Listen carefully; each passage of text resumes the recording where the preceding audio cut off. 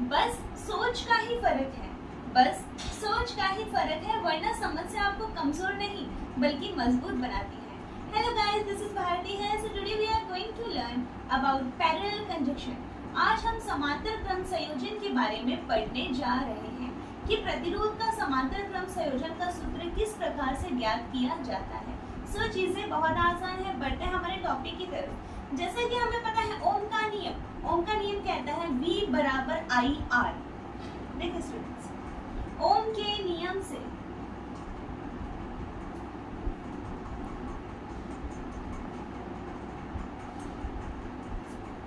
ओम का नियम होता है V बराबर I R। अब देखिए स्टूडेंट्स, ये आपका है समांतर क्रम संयोजन, ठीक है।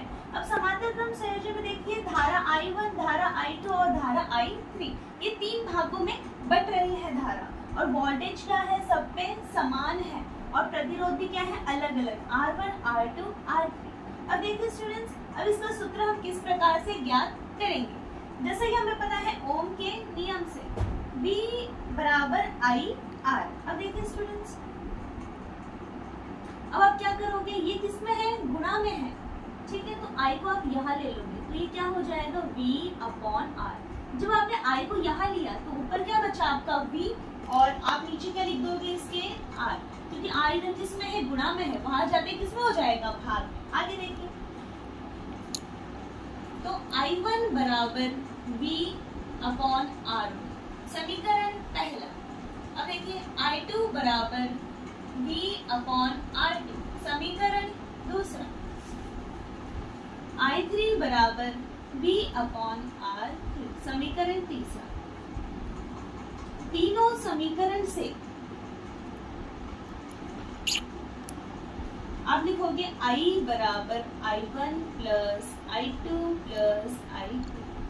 तीनों समीकरण का मान लिखने पर अब देखिए I1 का मान क्या है, यहाँ लिख दीजिए I बराबर V अपॉन R1।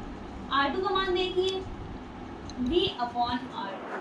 I3 का मान देखिए V अपॉन R3। अब देखिए स्टूडेंट्स, आप क्या करोगे, कॉमन देखोगे, इसमें कॉमन क्या है, सब में V कॉमन है, तो V को ले लो साइड में, ऊपर क्या बच जाएगा, 1। तो आप लिखोगे I बराबर V 1 upon R1 plus 1 upon R2 plus 1 upon R3। यहाँ तक समझ में आ गया होगा। अब देखिए ये इसमें किसमें है, मल्टीप्लाई में, यहाँ पे जाते किसमें हो जाएगा, भाग में।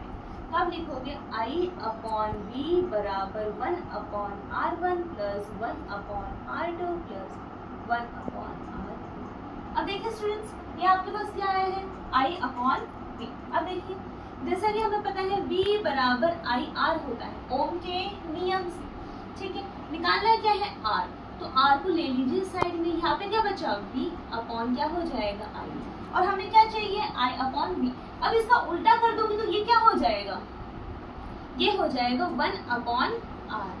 तो आप लिखोगे इसके प्लेस पर 1 अपॉन R, तो आप लिखोगे 1 अपॉन R बराबर 1 upon R1 plus 1 upon R2 plus 1 upon R।